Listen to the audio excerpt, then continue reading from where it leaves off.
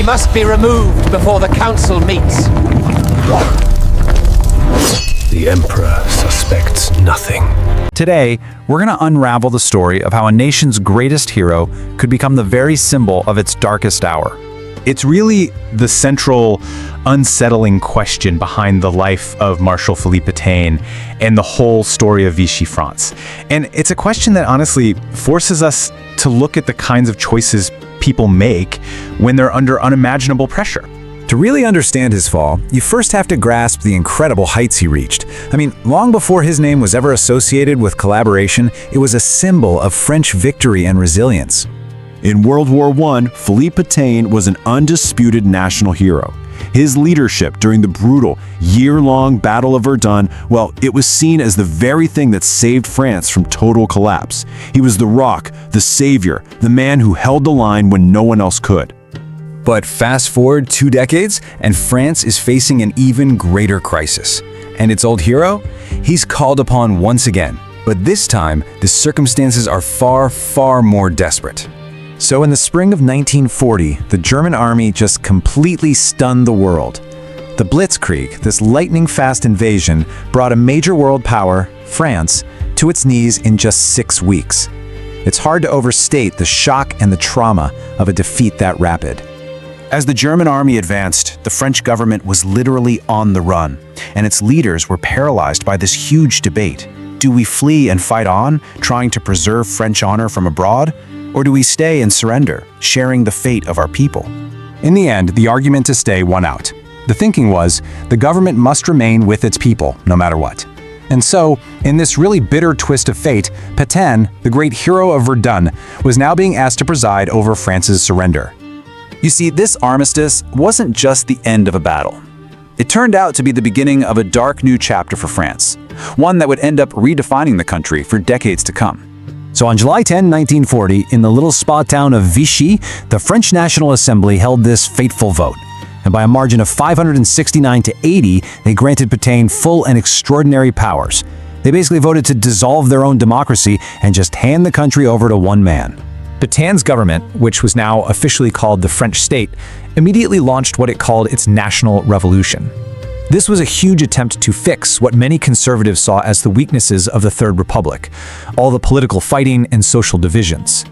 The goal was to erase 150 years of Republican history and replace it with this authoritarian, paternalistic vision for France. And this ideological shift, you can see it perfectly in the country's new motto. The revolutionary ideals of liberty, equality, brotherhood were just tossed out. They were officially replaced with this conservative trinity: work, family, fatherland, which emphasizes duty, tradition, and hierarchy.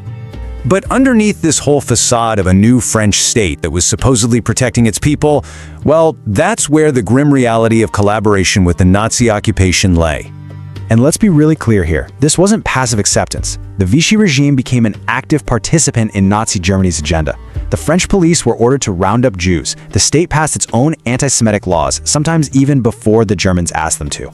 The entire French economy was retooled to serve the German war machine, and French workers were sent to Germany as forced labor.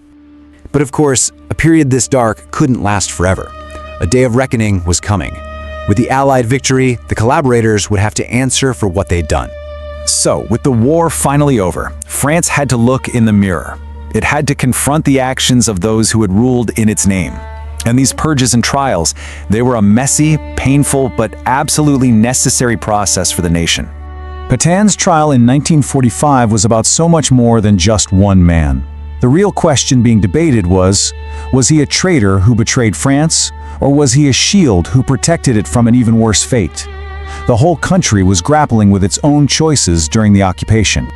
After hearing all the evidence of his government's willing collaboration, the court delivered its verdict. The man who was once celebrated as the Lion of Verdun was now officially condemned as a traitor. His life was spared, mostly because of his old age, and ironically, his service in World War I. But his reputation, that was permanently destroyed, leaving behind this complicated and painful legacy that, honestly, France still struggles with today. You know, the trial didn't just end the story. In a lot of ways, it was just the beginning of a long, difficult process of national memory, one that was marked by decades of silence and fierce debate.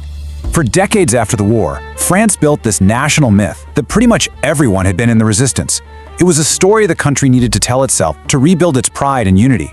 And this collective amnesia led to what historians now call the Vichy syndrome, this deep-seated national reluctance to confront the painful and much more complex truth of widespread collaboration. And this distinction is so crucial. Memory is often personal, it's emotional, it's selective. History, on the other hand, its job is to explain based on evidence. The historian's task is to understand why things happened, no matter how uncomfortable that truth might be. And this leaves us with a final, really profound question that every single country with a difficult history has to face.